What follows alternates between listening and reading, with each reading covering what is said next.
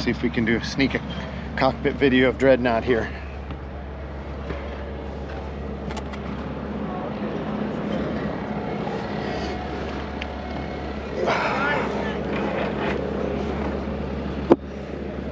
Crikey's the seat's way down.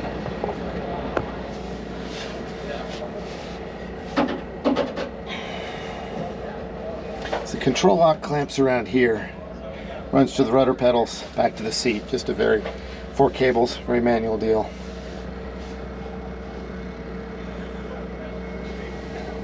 November 20 Sierra Fox, call sign. ADI pressure, induction temperature, those two very important. Turning on your ADI and your cylinder spray. Spray bar pressure. Looks like for the cylinder flows. Well, that could be for the spray bars also. Oh, nope, spray bar over here. Cylinders over here. So spray bars on the oil coolers. Over here. Oil temp, fuel flow, you'll see big numbers there. Torque pressure says how much power we're making. Basically, it's a strain gauges at the nose case, and you multiply that number that you see there times a constant, and you can get your horsepower at the propeller. It's pretty amazing. Oil cooler doors generally set in automatic, but when you're racing, it's going to be he closes them all the way up and waits till about the valley of speed to turn on the spray bars. Otherwise, you can core lock the coolers and the oil won't go through it, and then because it's too cold, and then you mayday out of the race. So that's no fun. We got over here manifold pressure, RPM, fuel pressure, oil pressure, volts and amps. Not much. Flap indicator, old school radios, 4 mags. These are your oil cooler doors. Generally sits in automatic. Otherwise you can go manual.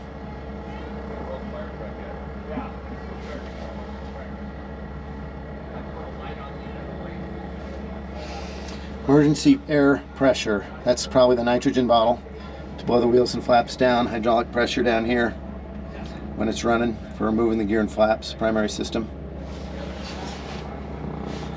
Throttle, propeller. Supercharger down here, but I think they use that as the mixture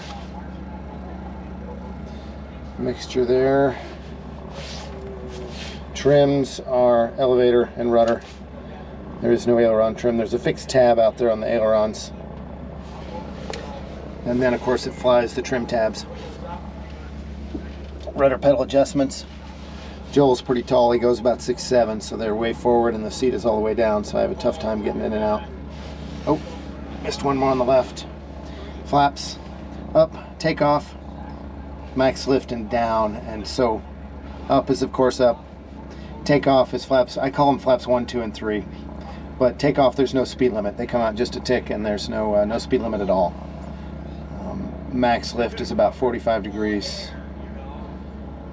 And down is like 85 degrees. So runway assured, you go to down and you get a lot of drag. You got to add a fair amount of power to get it to stabilize at the airspeed. Otherwise it just slows down to nothing because they're huge flaps, carrier flaps.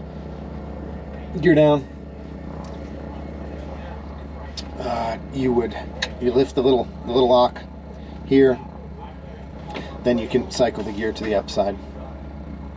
I cannot recall if you need to move that lever in order to get the little safety catch in order to get them down. I would guess not, but I can't recall. There's a hydraulic hand pump here for moving the, that's the number 2. You got a number 2 hydraulic point, I guess, or ground operations. Primary hydraulics would be your engine driven pump. Then you'd have your hand pump, secondary. Well, actually, engine driven pump.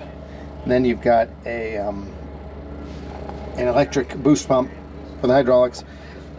Then you got the hand pump.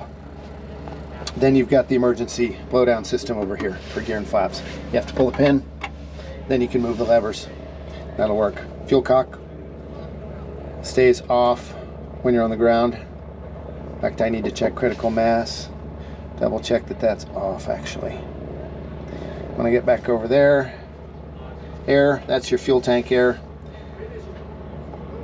It gets pressurized to about 4.5, 5 psi, something like that.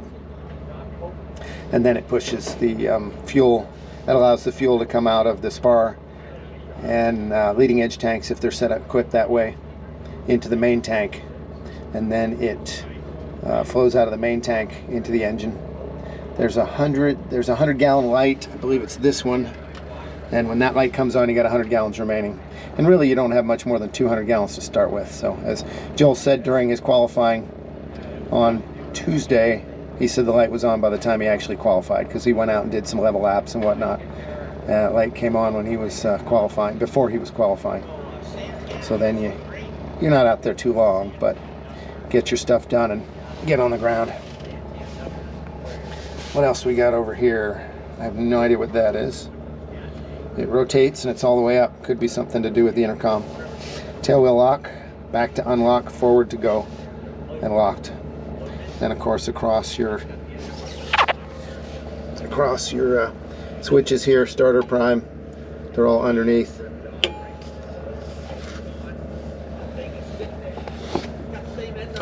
What else? Circuit breakers, hydraulic pumps back here. Oh, turn around. Oxygen regulator. Hobbs meter. Is that Sarah? I have my glasses on. 324, no idea what that means. Hours from some amount. These are your wing folds. So it's gonna, similar to the landing gear. Got a catch, and then an up-down lever. Oh, how cute, he's got an old school map in there. Wonder what the date is on that thing. Canopy crank to roll the canopy forward back. Canopy jettison lever. In theory, the book says you got to pull it back, crank the canopy back a half an inch or so to get the pins out of the windscreen, and then it'll depart. But you need to be, I think it was like 210 to 260 airspeed in order to get it to depart. This is a drop tank lever, not fitted, so it's locked in the aft position, makes a good spot to put a rag. I don't know what else. That's where we are in Dreadnought with the big nose. Looking out at the wings.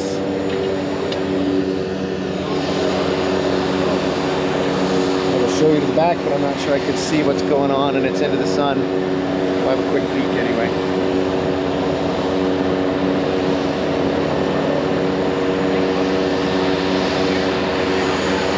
Oh, swagger. Head by. Queen of the family now. Shannon just flat gets it done for Sanders Aeronautics. Gets it done, she does. She's pretty amazing.